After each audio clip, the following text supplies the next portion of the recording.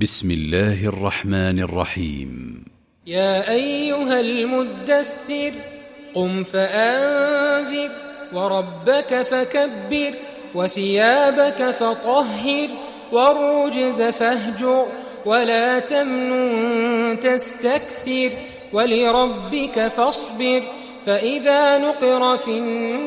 الناقور فذلك يومئذ يوم عسير على الكافرين غير يسير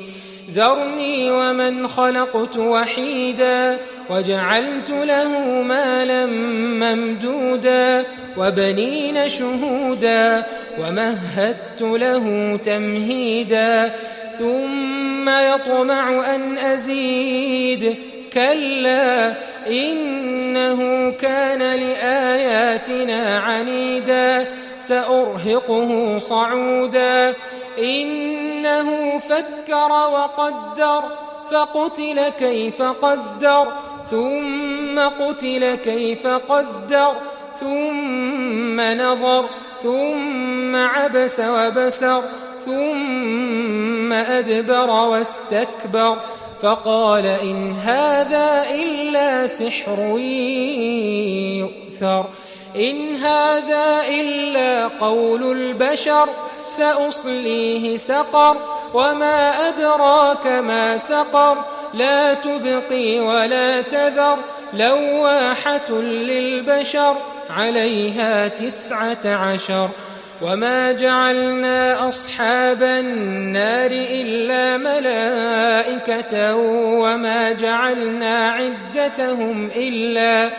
وما جعلنا عدتهم إلا فتنة للذين كفروا ليستيقن الذين أوتوا الكتاب ويزداد الذين آمنوا إيمانا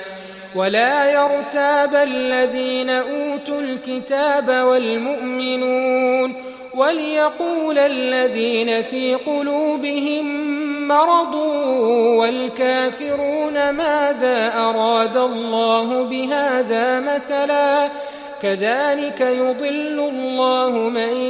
يشاء ويهدي من يشاء وما يعلم جنود ربك إلا هو وما هي إلا ذكرى للبشر